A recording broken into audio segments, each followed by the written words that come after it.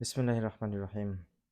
আচ্ছা, আজকে আমরা একটা আ আনকমন ডিজিজ সম্পর্কে কথা বলবো। সেটা হচ্ছে আ একটা পেশেন্ট, আমি কেসটা বলি। একটা পেশেন্ট আ সে আসলো আমার মাল্টিপল জয়েন্ট পেইন নিয়ে। সেটা হইতে পারে লো ব্যাক পেইন, হইতে পারে তার রিবসে পেইন, অথবা তার হিউমেরাস, রেডিয়াস, আলনা, এরপরে ফিমার, টিবিয়া, ফিবুলা, বিভিন্ন বোনসে পেইন, অথবা স্মল জয়েন্টগুলোতেও পেইন নিয়ে আসতে পারে। তো এই পেইনটা, এই টাইপের পেইন হলে আমরা প্রথমেই রিউমাটোলজিক্যাল ডিজিজের যে পেইনগুলো আছে সেগুলো আরকি প্রথমে চিন্তা করব।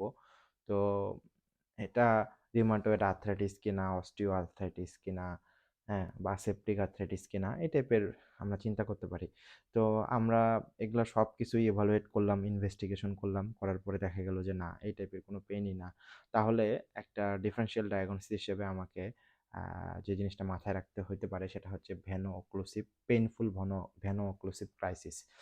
তো পেইনফুল ভেনো অক্লুসিভ ক্রাইসিসটা কি জিনিস? আসলে এটা আ সিকল সেল অ্যানিমিয়াতে আমরা জানি যে সিকল সেল অ্যানিমিয়াতে নরমালি কি হয়? নরমালি একটা সেল হয় বাইকনকেভ শেপড এ, হ্যাঁ? তো আ সিকল শব্দটার অর্থ হচ্ছে কাস্তে। অর্থাৎ গ্রামে যে জমিতে যে লাঙ্গল, মানে জমিতে যে চাষ করার জন্য যে জিনিসটা ইউজ করা হয় কাস্তে, যেটা একদম অর্ধচন্দ্রাকৃতির শেপ দেখতে আরকি। তো এই, এই জিনিসটা কিন্তু হচ্ছে হলো সিকল আরকি। এটাকে সিকল বলা হয় বা কাস্তে বলা হয়। এই টাইপের যে সেলগুলা তৈরি হয় এটার নাম অনুযায়ী কিন্তু হচ্ছে সিকল সেল অ্যানিমিয়া। তো নরমালি আমরা জানি যে একটা সেল বাইকনকেভ টাইপের হয়ে থাকে। কিন্তু যদি এটা সিকল টাইপের হয়ে যায় তাহলে কিন্তু এটা একটা অ্যাবনরমাল একটা হিমোগ্লোবিন, যেটার কারণে তার সিকল সেল অ্যানিমিয়া হইতে পারে।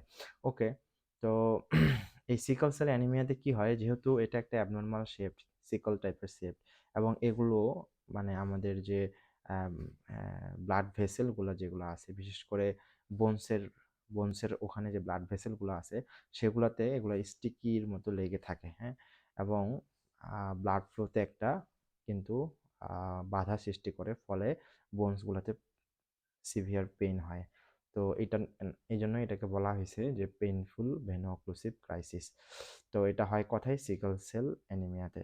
তো আমরা আ এরকম পেইনফুল কন্ডিশনে যখন দেখব যে কোনো ডায়াগনোসিস পাচ্ছি না আমরা, সেই ক্ষেত্রে আমরা কিন্তু তার সিবিসি করতে পারি। সিবিসি করলে অবশ্যই অ্যানিমিয়া পাবো আমরা, এবং পরবর্তীতে আমরা হিমোগ্লোবিন ইলেক্ট্রোফরেসিস করলেই কিন্তু আমাদের সিকল সেলের ফিচার্সটা আমরা কিন্তু রিপোর্টে পেয়ে যাবো ইনশাআল্লাহ।